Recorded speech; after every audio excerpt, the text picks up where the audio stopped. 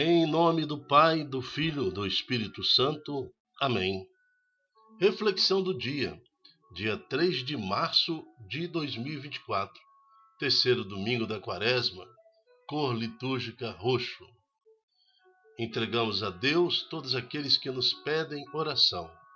Entregamos ao Senhor toda a conversão de uma família, o casamento, a cura física, para quem está no hospital, em casa, na cama. Pedimos ao Senhor por todos que recorrem a esta santa oração. E que venha, Senhor, com sua proteção, dando toda graça, todo poder, e manifesta, Senhor, a sua glória para este homem, para esta mulher, para este jovem, para esta criança que agora conosco ora. Amém. Santo do dia, Santa Catarina Drexel. Amor à Eucaristia e serviço aos índios e afro-americanos. Século XIX, Estados Unidos. Olhar para os que sofrem bem mais do que eu, Senhor. Ajuda-me a fazer este exercício imitando Santa Catarina Drexel, mas olhar ao meu lado e reconhecer que a humanidade sofre com ela, devo unir-me à cruz do Senhor Jesus. Santa Catarina Drexel, rogai por nós. Primeira leitura.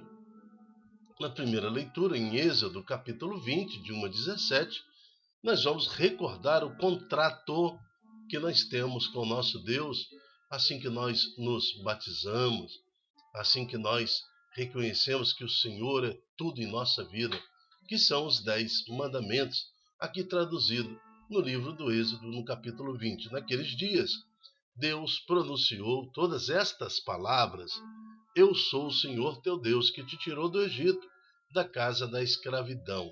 Para os judeus, realmente, esta palavra ela tem a prática de que realmente Deus tirou o povo judeu lá da servidão do Egito. Para nós, no nosso tempo, nós possamos compreender que o Senhor é o nosso Deus, que te tirou do pecado, da casa da escravidão. Não terá outros deuses além de mim. Não farás para ti imagem esculpida, nem figura alguma do que existe em cima nos céus ou debaixo da terra, ou que existe nas águas debaixo da terra. Não te prostrará diante destes deuses, nem lhes prestará culto, pois eu sou o Senhor teu Deus, um Deus ciumento. Então, nesse versículo 4, não farás para ti imagem esculpida de qualquer coisa que existe acima, nos céus, embaixo da terra ou debaixo do mar, para substituir Deus. Então, quando você tem alguma coisa que substitui Deus na sua vida, você está contrariando o mandamento do Senhor. Então, esta imagem pode ser até um carro 0 quilômetro, um apartamento, seu casamento, qualquer coisa que você coloque, seu trabalho, substituindo Deus, né? Você está prestando culto diante de Deus a coisa que não é divina. Então não te prostrarás diante desses deuses e não lhe prestará culto, pois eu sou o Senhor teu Deus, um Deus ciumento.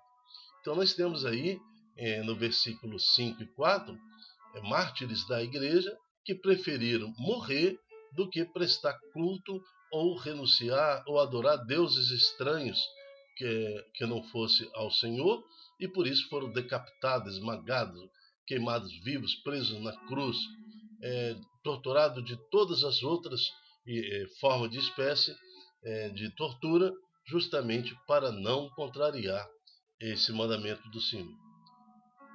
E continua a palavra falando: eu castigo a culpa dos pais nos filhos, até a terceira e quarta geração dos que me odeiam, mas uso de misericórdia por 1000 gerações, com aqueles que me amam e guardam os meus mandamentos. Não pronunciarás o nome do Senhor teu Deus em vão, porque o Senhor não deixará sem castigo quem pronunciar seu nome em vão. E tem gente que, em determinadas manifestações, festas, fazem chacota do nosso Senhor, né? Desprezam totalmente o que está escrito na palavra de Deus. Então é bem complicado, né, para estas pessoas. Então não pronunciarás o nome do Senhor teu Deus em vão, porque o Senhor não deixará sem castigo, nem pronunciar o seu nome em vão. Lembra-te de santificar o dia de sábado. Trabalharás durante 6 dias e fará todos os teus trabalhos. Mas no sétimo dia é sábado, dedicado ao Senhor teu Deus. Não fará trabalho algum, nem tu, nem teu filho, nem tua filha, nem teu escravo, nem tua escrava, nem teu gado, nem o estrangeiro que vive em suas cidades. Porque o Senhor fez em 6 dias o céu e a terra, o mar e tudo que ele contém. Mas no sétimo dia descansou. Por isso, o Senhor abençoou o dia de sábado e o santificou. Jesus falou: Eis aqui quem é o Senhor do sábado. Né? Então, o próprio Cristo institui o domingo como o dia oficial do descanso, e assim, após Jesus Cristo, nós guardamos os domingos, os cristãos guardam o domingo, porque é o dia da ressurreição, o sétimo dia, né? O dia da ressurreição. O importante aqui é guardar um dia na semana para o Senhor. Estabeleceu-se assim, junto com os apóstolos, Cristo Jesus, junto com a igreja de Jesus Cristo, o domingo como dia santo dedicado ao Senhor. Honra teu pai e tua mãe, para que viva longos anos na terra que o Senhor teu Deus te dará. Não matarás, não cometerás adultério, não furtarás, não levantarás falso testemunho contra o teu próximo, não cobiçarás a casa do teu próximo, não cobiçarás a mulher do teu próximo, nem seu escravo, nem sua escrava, nem seu boi, nem seu jumento, nem coisa alguma que lhe pertença. Palavra do Senhor, graças a Deus. Então estamos diante dos 10 mandamentos.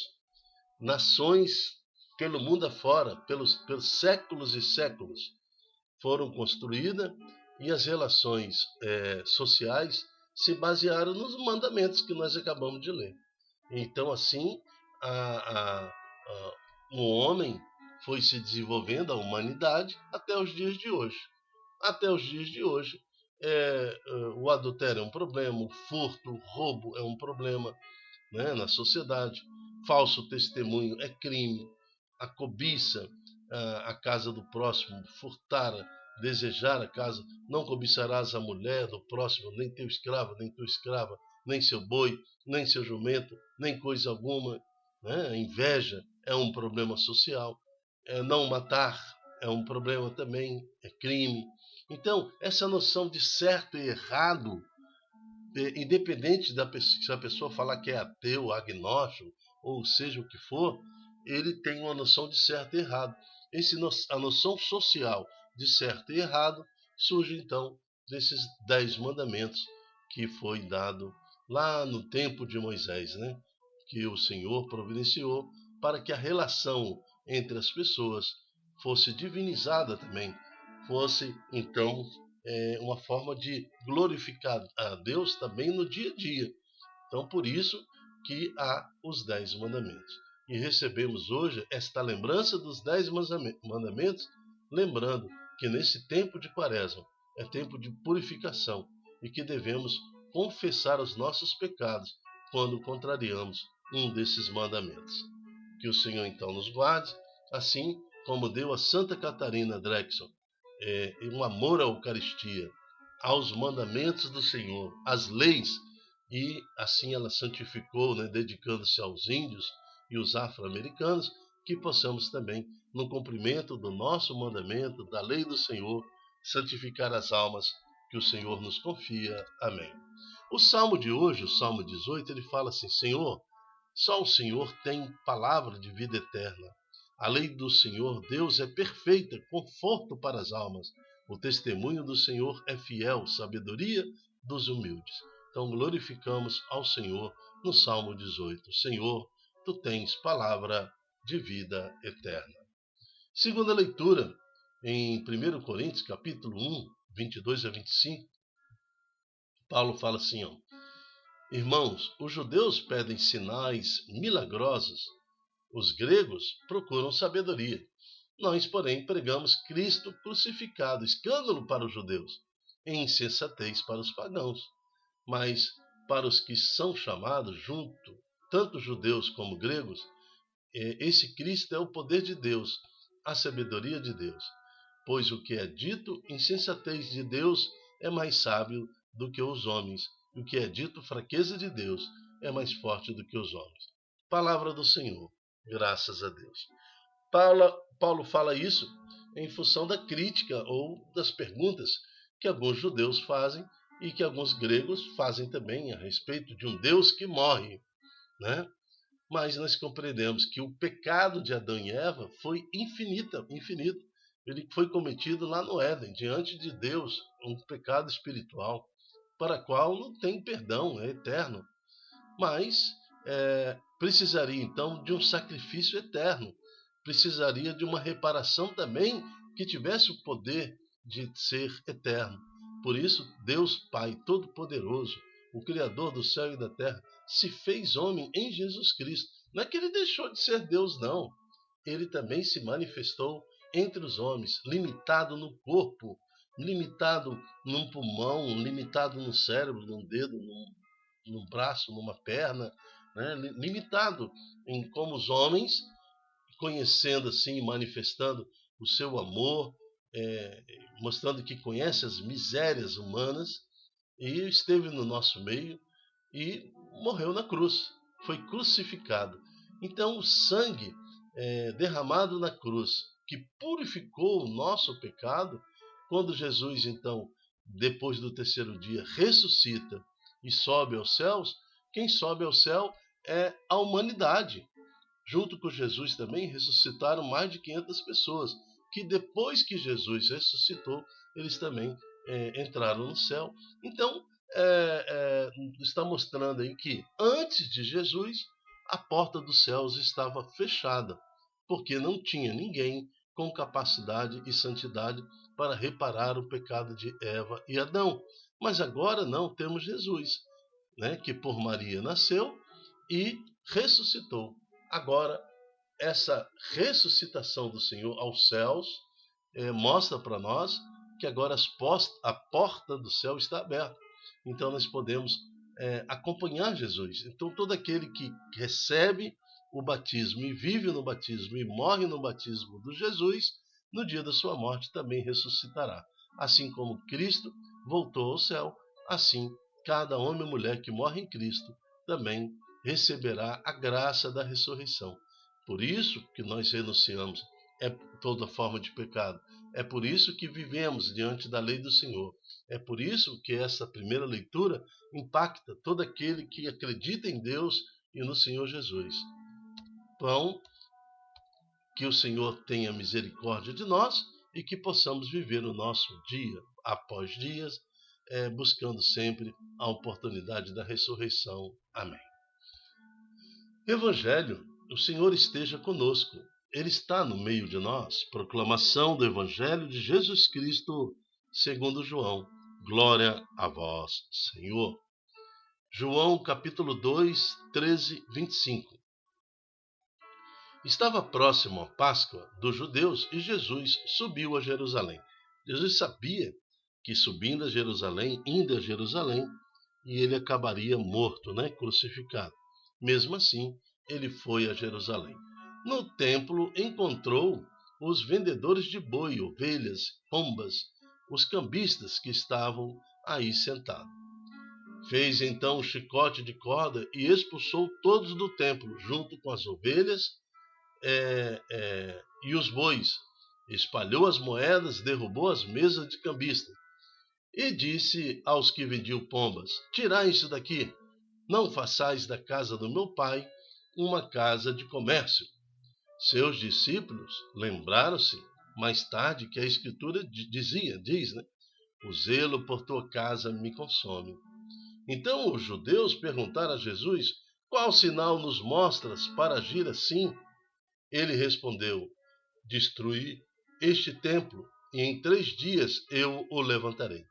Os judeus disseram: 46 anos foram precisos para a construção deste santuário, e tu levantarás em 3 dias? Mas Jesus estava falando do templo do seu corpo. Quando Jesus ressuscitou, os discípulos lembraram que ele tinha dito e acreditaram na Escritura e na palavra dele. Jesus estava em Jerusalém durante a festa da Páscoa. Vendo os sinais que realizava, muitos creram em seu nome, mas Jesus não lhes dava crédito, pois ele conhecia a todos e não precisava do testemunho de ninguém acerca do ser humano, porque ele conhecia o homem por dentro. Palavra da salvação. Glória a vós, Senhor. Ele conhecia o homem por dentro, então Deus se fez homem, habitou no nosso meio. O Senhor não precisava do testemunho de ninguém, né? Principalmente do testemunho falso. Muitos que se ajoelham, né? Se ajoelham falsamente, né? Diante do Senhor, acerca do homem, porque ele conhece o homem por dentro. Nós não temos como disfarçar ou esconder os nossos sentimentos, nossos pensamentos e nossas ações diante de Deus. Mas é outra realidade, né? Vendo os sinais que realizava, muitos acabaram também testemunhando Jesus, né? Então que essa aproximação do Senhor nos traga a conversão. Mas aqui na palavra, nós estamos vendo também que alguns cambistas, né? Pessoas que vendiam boi, pessoas que vendiam pombas, pessoas que vendiam ovelhas, estavam ali rodeando o templo do Senhor, né? E Jesus chega e expulsa todo mundo. Isso acontece também nos nossos dias. Alguns se aproximam ou usam a estrutura da igreja para fazer comércio também. Então nós temos que ter essa sensatez, né? Estar atento, porque a casa de Deus não pode se transformar numa casa de negócios, de jeito nenhum. Temos que ter cuidado, né, para que as nossas festas e quermesses também sejam uma oportunidade de evangelização, não só de venda, de manipulação de dinheiro, que seja uma manifestação alegre no Senhor. Então nós temos que ter todo esse cuidado para com a casa de Deus. Mas aqui no texto de hoje, os judeus pedem um sinal a Jesus. Qual o sinal que o Senhor nos mostra para agir desta forma aqui no templo? Jesus respondeu: destruir este templo, em 3 dias eu o levantarei. Aí eles falam: 46 anos foram precisos para construir esse santuário. E como você vai construir, levantar em 3 dias? Mas Jesus estava falando, versículo 21, do templo do seu corpo. Então, o verdadeiro reino de Deus, o verdadeiro templo do Senhor é seu corpo. Qual é o corpo de Jesus? A sua igreja, né? Aqui Jesus está falando dele mesmo, corpo, porque quando realmente mataram Jesus, no 3º dia ele ressuscitou. Tanto que os apóstolos lembraram de tudo. Puxa vida, ele estava falando então dele mesmo e não do templo físico, né? Que foi destruído aí nos anos 70, depois completamente destruído nos anos 136, e até os dias de hoje, lá só tem pedra sobre pedra. Até os dias de hoje, o templo de Jerusalém ainda está em ruína, não foi construído. Mas aqui o Senhor fala do seu corpo, e como corpo da igreja, nós somos corpo de Jesus, nós somos a igreja, que é o templo verdadeiro do Senhor. O reino de Deus já está no meio de nós. Assim fala o próprio Cristo, né? O reino de Deus já está no nosso meio.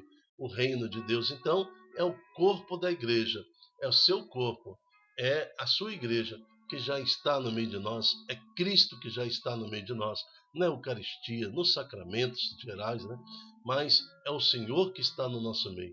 É esta igreja que tem por missão, né, fazer com que vários corações se convertam ao Senhor, preservando assim os mandamentos que hoje foram lidos na nossa primeira leitura.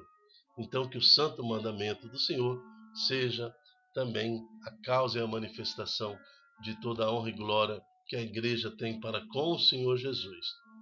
Vinde, Senhor Jesus, manifesta seu poder, faz com que seus filhos e filhas que viveram e morreram no seu batismo possam um dia encontrar a ressurreição. Amém.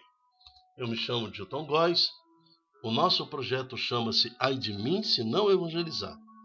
Seja você também um evangelizador. Multiplique em suas redes sociais esta oração, esta palavra, para que mais corações estejam sensíveis à presença do nosso Senhor Jesus. Um bom domingo para você. Até a próxima, se Deus quiser. Tchau, tchau.